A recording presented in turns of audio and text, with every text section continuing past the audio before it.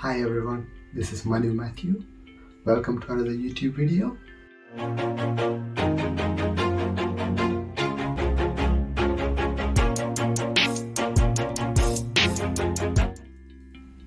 Today we are going to talk about all the ISAs available in the UK or individual savings accounts. There are essentially 5 different types of ISAs available in the UK. 4 of the ISAs are for adults and 1 of them is for children. There is Cash ISA, Lifetime ISA, Innovative Finance ISA, Stocks and Shares ISA, and Junior ISA. So what are ISAs?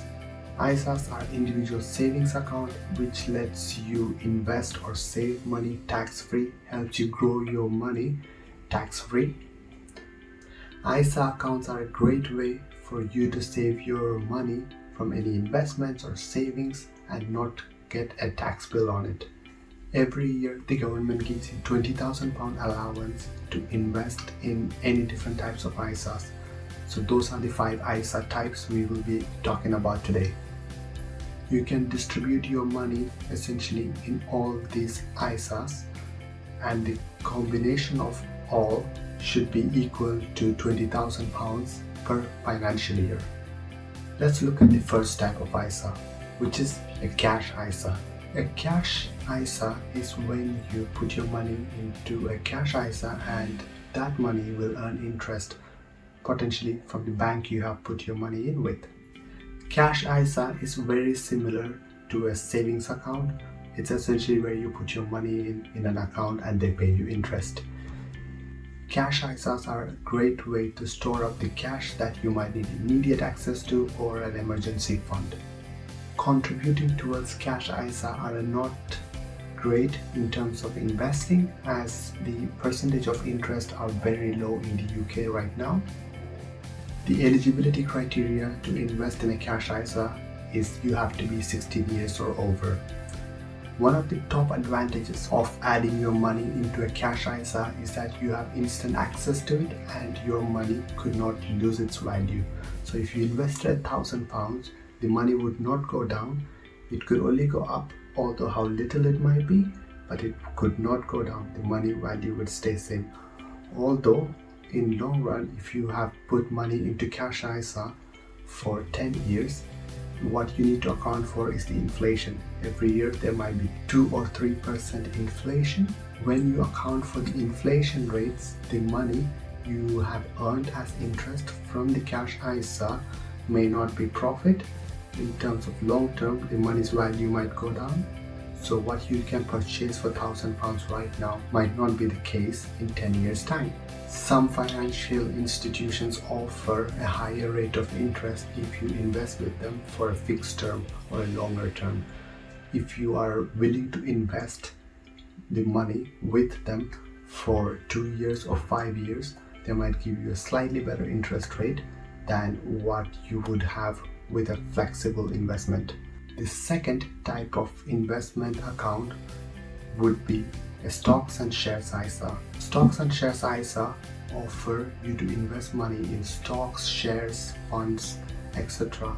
Any growth you might get from those investments over time would not be taxed. That would be the advantage of investing within there. The advantage of investing in a Stocks and Shares ISA would be there is a huge potential for capital gains. The value for your stocks might go really high in a couple of years time, and when you want to withdraw that money, you would not have to pay the taxes on it. Another way to use Stocks and Shares ISA might be you want to earn the money from dividends. You want to earn those dividend payments that comes in from those profits that the companies you invested in are making. All dividends would be protected from tax. Stocks and shares investment are considered to be a long-term investment. In the short term, there would be a lot of volatility in the market. You will see the graph go up and down constantly, but in the long run, you will always see a upward trend. There are many options to choose from. You can invest in an ETF or fund, or you can choose to invest in individual stocks in the companies which are slightly higher risk, but depending on your tolerance to risk, you can invest in what you choose. Third type of ISA is a lifetime ISA. And for a lifetime ISA, you can invest up to £4,000 every financial year, and the government will add a 25% incentive to that investment. There are a few conditions for this investment from the government. You can only use a lifetime ISA for purchasing your first home or for retirement.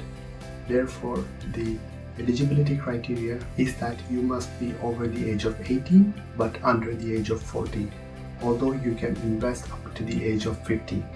Those are the only two ways you can withdraw money from this lifetime ISA. There is one additional way which you can make use of this ISA investments, which is if you're terminally ill and you can prove that. But there are gray areas in that. You might want to do more research on it before you go invest in a lifetime ISA. If you are using this ISA to purchase your first home, there's also a condition that you have to use a mortgage to purchase this. You can withdraw this as a retirement fund, but you can only do so at the age of 60, not before that. With a lifetime ISA, make sure to have a clear exit strategy before you start to invest in there. If you deduct the lifetime ISA without having either of the two valid reasons, you will incur a charge of 25% of your entire portfolio. This will include all the growth you may have had over the time, so make sure that you have a clear exit strategy in mind before you put your money in here. The fourth one is Innovative Finance ISA. To invest in Innovative Finance ISA, you need to be at the age of 18 or over. Innovative Finance ISA help you to invest in peer-to-peer lending. This is good for a fixed term interest, so you can use many available platforms online and lend to direct people or businesses and earn interest from it. This type of lending essentially earns you higher interest rate than banks can provide.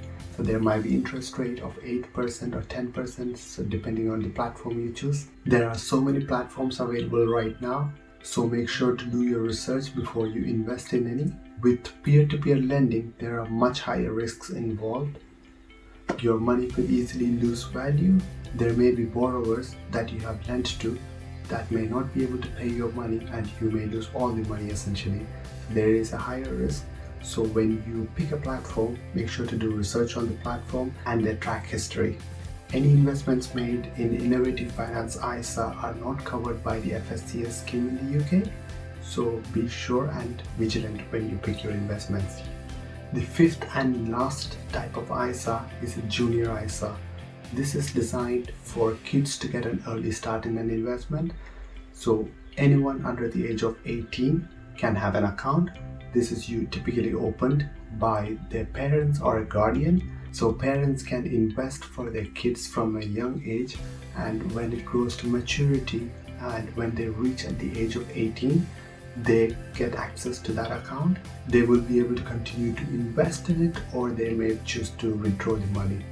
You can hold a Junior ISA as a cash ISA or a stocks and shares ISA. There is a £9,000 top-up limit per financial year, which is significant compared to previous years. The 9,000 limit is 2020-2021 year. Your children will be the owners of this account, although they can only access this fund once they reach the age of 18. There you go. Those are all the 5 types of ISAs currently available in the UK. Hope you enjoyed this video. Please like and subscribe if you did, and I hope to see you on another video very soon.